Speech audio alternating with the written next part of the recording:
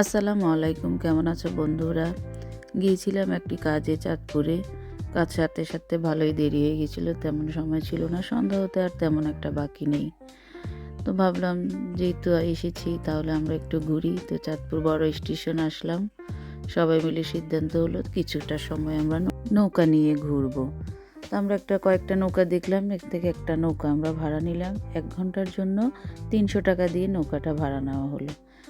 বিকেলে সন্ধ্যা ঘনিয়ে এসেছে, কিন্তু তারপরেও প্রকৃতি কিন্তু আজকে আমাদের পক্ষে নেই। কারণ মেঘাচ্ছন্ন আকাশ, একেবারেই মনে হচ্ছে যেন প্রকৃতি খুব রাগ করে মুখ কালো করে রেখেছে, একদম হাসতেছে না। মানে চতুর্দিকে মেঘাচ্ছন্ন, অবশ্য বৃষ্টি ছিল না। তারপরে আমরা নৌকা নিয়ে বেরিয়ে পড়লাম। নৌকা চালু হয়ে গেল, ইঞ্জিন চালিত নৌকা। ভীষণ শব্দ হচ্ছিল, পানির ঢেউ, পানির আওয়াজ। চতুর্দিক থেকে বিভিন্ন লঞ্চ আসা যাওয়া করছিল, সেগুলো আমরা দেখছিলাম, পানি ধরছিলাম।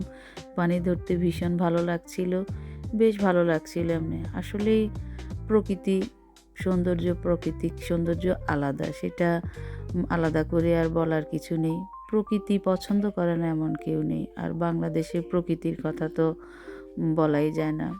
এমন দেশটি কোথাও খুঁজে পাবে না গো তুমি, সকল দেশের রানী সেজে আমার জন্মভূমি। কবি ঠিকই বলেছেন, আসলে আমাদের বাংলাদেশটা হলো পৃথিবীর মধ্যে একটা অপার প্রাকৃতিক, অপার সৌন্দর্যের একটি লীলাভূমি। স্টুডেন্ট লাইফে জার্নি বাই বোট এসে পড়েছিলাম, তখন শুধু পড়েই ছিলাম আসলে, আর লেখার জন্যই বর্ণনাগুলো লিখেছিলাম। আর মনে মনে একটু কল্পনা করেছিলাম হয়তো এমন হতে পারে। তো তখন যখন জার্নি বাই বোট পড়েছিলাম তখনও নৌকায় চড়া হয়নি। আসলে জার্নি বাই বোট একটা এক্সাইটিং রাইড আমি মনে করি। আমরা যত যানবাহনেই চড়ি না কেন, নৌকার মতো চড়ার আনন্দ আলাদাই। একদম খোলা, দেখেন কত উত্তাল ঢেউ, খোলা আকাশ, চতুর্দিকের পরিবেশ, মানে সব মিলিয়ে হিমেল বাতাস, ট্রাফিক লাইট নেই, যানজট নেই, কালো ধোঁয়া নেই, অন্যরকম পরিবেশ। খুব এনজয় করলাম।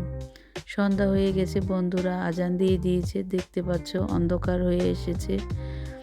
আমরা চলে আসছি পাড়ে। 1 ঘন্টা বেশ ভালো লেগেছে, সবার সাথে ঘুরলাম, নদী ভ্রমণ করলাম। মাঝি ভাই আমাদের একেবারে অনেক দূর পর্যন্ত নিয়ে গিয়েছিল, মাঝখানে। সেখানে নিয়ে আবার কিছুক্ষণ আমরা অবস্থান করেছিলাম, কিছু খাওয়া দাওয়া খেয়েছি। সব মিলিয়ে ভালো লেগেছে।